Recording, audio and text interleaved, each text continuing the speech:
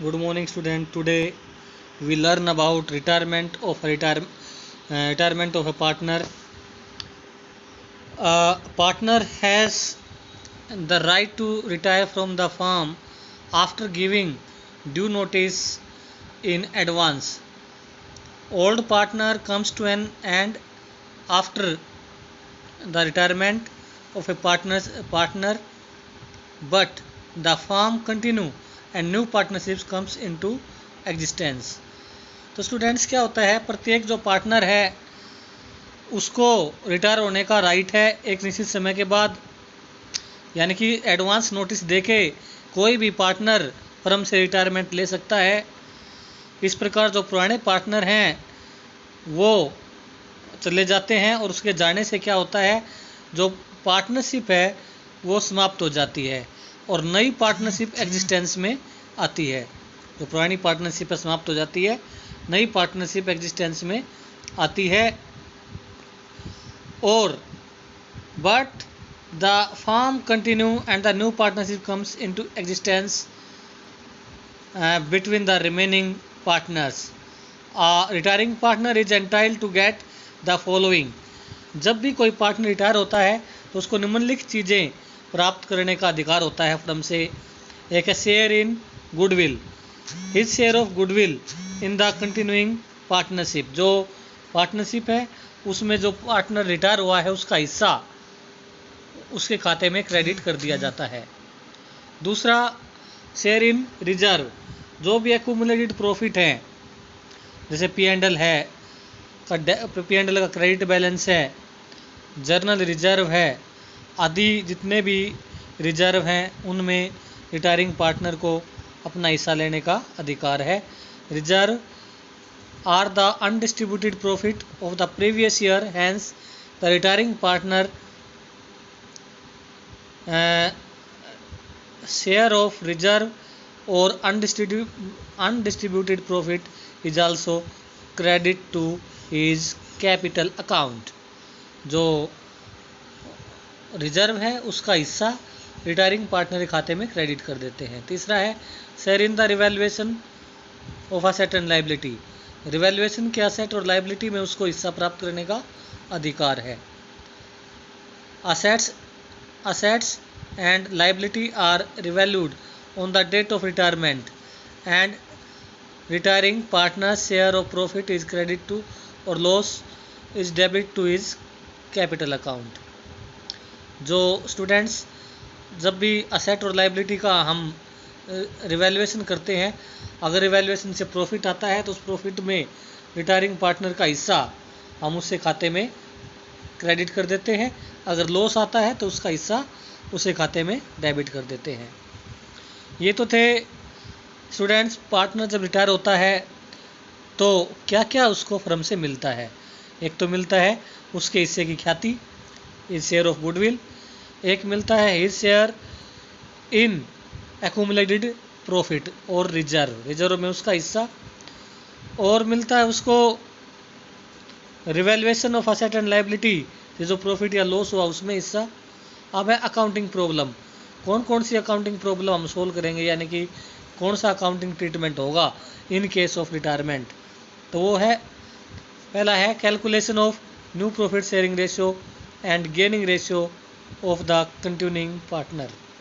जो continuing partner है उनका सेक्रीफाइस रेशियो यानी गेनिंग रेशियो और न्यू रेशियो कैलकुलेट करेंगे। दूसरा ट्रीटमेंट ऑफ गुडविल का ट्रीटमेंट करेंगे। तीसरा accounting treatment of revaluation of asset and liability. चौथा है accounting treatment of reserve, accumulated profit and losses. पांचवा पेमेंट ऑफ रिटायरिंग पार्टनर, इसमें हम कैपिटल अकाउंट जो रिटायरिंग पार्टनर है उसके जो खाता है उसकी पेमेंट करेंगे। Adjustment of capital in proportion of profit sharing ratio. तो ये 6 एडजस्टमेंट हैं जो हम करेंगे इन केस ऑफ रिटायरमेंट। ये पहली जो है वो है calculate gaining and new ratio. दूसरी ट्रीटमेंट ऑफ गुडविल। तीसरी accounting treatment for revaluation of asset and liability. चौथी है treatment of accumulated profit and accumulated loss, और पांचवी है पेमेंट टू रिटायरिंग पार्टनर, और छठी है adjustment of capital in proportion to profit sharing ratio. तो स्टूडेंट आगे है हम how to calculate gaining ratio. Gaining ratio कैसे कैलकुलेट करेंगे, how to calculate gaining ratio. तो पिछले चैप्टर में भी बताया गया था कि जब भी कोई पार्टनर रिटायर होता है तो जो रिमेनिंग पार्टनर है वो उसके हिस्से को ले लेते हैं, और जिस अनुपात में लेते हैं वो गेनिंग रेशियो है। It is calculated when a partner retire और dies, when a partner retire or dies, his share of profit is taken over by the remaining partner. The ratio in which the remaining partner share increase is called gaining ratio. इसका formula भी बताया था, new ratio minus old ratio. Gaining ratio का जो formula last chapter में करा दिया था, ये था gaining ratio is equal to new ratio minus old ratio, new ratio minus old ratio. Calculate of gaining ratio, हम इसमें एग्जाम्पल स्पष्ट करते हैं। If the new profit sharing ratio of the remaining partner are given in the question, it will be assumed that the remaining partner continue to share profit in the old ratio, thus gain to the continuing partner is in the old ratio. For example, A B C partner है और ये 5-3-2 में बांटते हैं, 5:3:2, it is old ratio. B retire हो जाता है, B मान लो रिटायर हो गया, बी है 5-3-8 3/10 है बी का शेयर।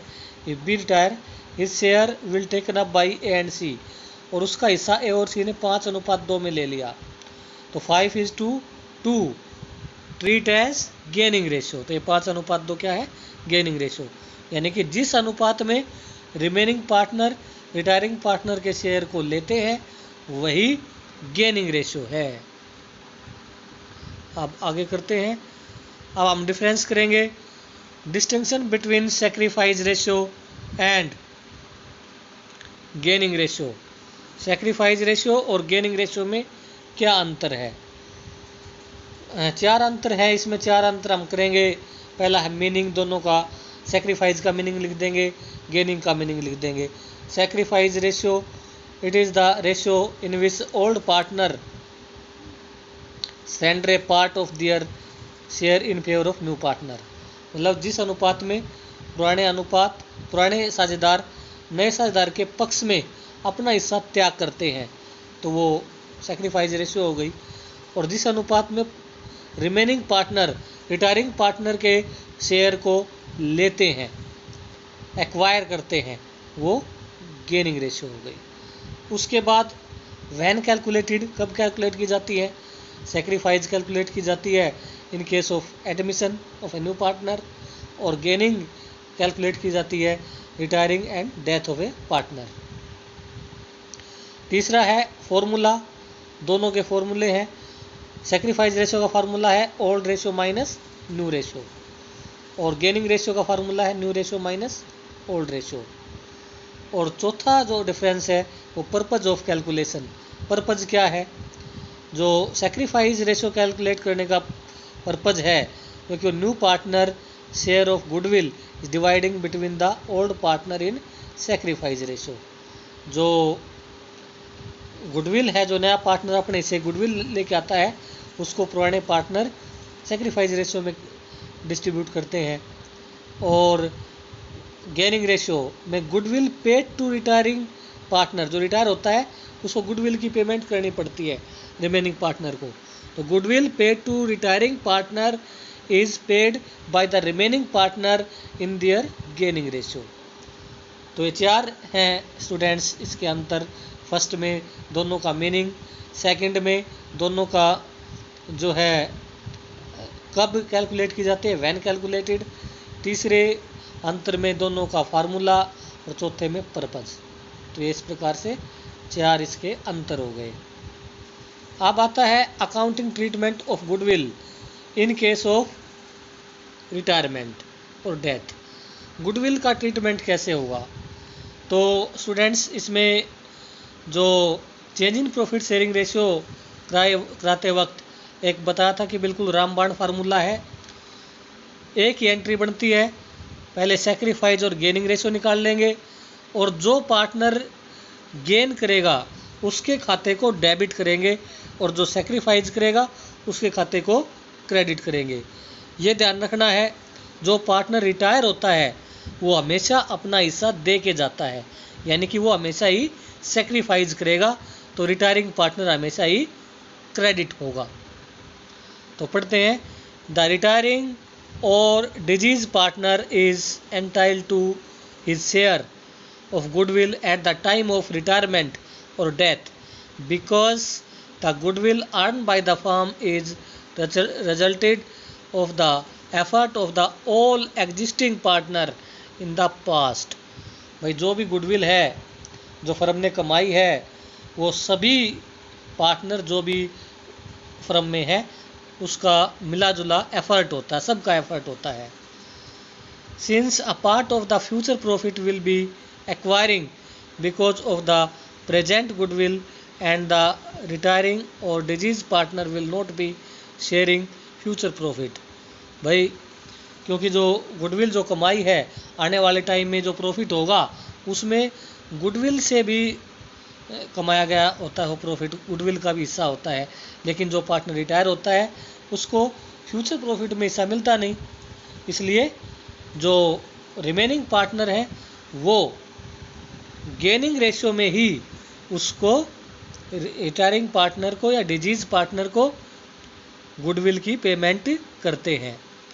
तो इसमें अकाउंटिंग स्टैंडर्ड AS 26 और इंडियन अकाउंटिंग स्टैंडर्ड 38 में स्पेशल रूप से दिया गया है, the goodwill can be recorded in the book of only when the sum consideration in money or monetary worth has been paid for it। only purchase goodwill can be recorded in the book and the goodwill account cannot be raised। तो साफ तौर पे जो accounting standard है उसमें दिया गया है कि केवल वही गुडविल रिकॉर्ड होगी जिसको परचेज किया गया है, जिसके बदले में कोई भुगतान किया गया है, और जिसके बदले में भुगतान नहीं किया गया उसको हम कभी भी रिकॉर्ड नहीं करते, और उसके लिए हमेशा ही एडजस्टमेंट एंट्री बनती है। जो सेल्फ जनरेटेड गुडविल है उसके लिए क्या बनती है? Adjustment entry. तो ये सेल्फ जनरेटेड गुडविल है स्टूडेंट्स, इसके लिए एडजस्टमेंट एंट्री बनेगी, और एडजस्टमेंट एंट्री बनेगी continuing partner debit, continuing partner account debit to retiring partner in gaining ratio. Gaining ratio में जो कंटिन्यूइंग पार्टनर है, रिमेनिंग पार्टनर है, वो डेबिट होंगे। और ये ध्यान रखना है क्योंकि मैंने एक फार्मूला बताया है कि जो पार्टनर गेन करेंगे वही डेबिट होंगे। तो इसका मतलब ये है जो कंटिन्यूइंग पार्टनर, जो रिमेनिंग पार्टनर है, उन पार्टनर में सिर्फ वही पार्टनर का खाता डेबिट करेंगे जो गेन करेगा, और जो सेक्रीफाइस करेगा उसको क्रेडिट करेंगे। और रिटायरिंग पार्टनर हमेशा ही सेक्रीफाइस करता है, इसलिए रिटायरिंग पार्टनर हमेशा ही क्रेडिट होता है। तो एंट्री बनेगी कंटिन्यूइंग पार्टनर डेबिट या remaining partner debit to retiring partner. और याद रखने के लिए इसको कर सकते हैं gaining partner capital account debit to sacrificing partner capital account. तो स्टूडेंट्स, अब मैं थोड़ी सी चर्चा करना चाहूँगा। 3 हमारे केस अब तक हमने पढ़े हैं गुडविल के ट्रीटमेंट के। पहला केस था in case of change in profit sharing ratio. तो in case of change in profit sharing ratio में केवल एक एंट्री बनती थी, गेनिंग पार्टनर डेबिट होते थे, सेक्रीफाइजिंग पार्टनर क्रेडिट होते थे। और इन केस ऑफ एडमिशन में 3 केस थे, जब पार्टनर नगद पेमेंट कर दे, यानी प्राइवेटली पेमेंट कर दे तो उस केस में कोई भी एंट्री नहीं बनती थी। जब पार्टनर नगद लेके आए तो उसमें दो केस थे, गुडविल को फर्म में रहने दिया जाए और गुडविल को फर्म में ना रहने दिया जाए। यदि गुडविल को फर्म में रहने दिया जाए तो उसके लिए सिर्फ 2 एंट्री बनती थी, और जब गुडविल को निकाल लिया जाए तो 3 एंट्री बनती थी। और तीसरा केस था जब नया पार्टनर अपने हिस्से ख्याति नगद ना ला पाए, और नगद ना ला पाए तो उस केस में केवल 1 एंट्री बनती थी, new partner current account debit to old partner capital account. और अब हमने इसमें किया है रिटायरिंग में केवल या डिजीज में रिटायरिंग पार्टनर या डेथ ऑफ पार्टनर में सिर्फ 1 ही एंट्री बनती है। तो ये हमारा हो गया गुडविल का ट्रीटमेंट। तो आज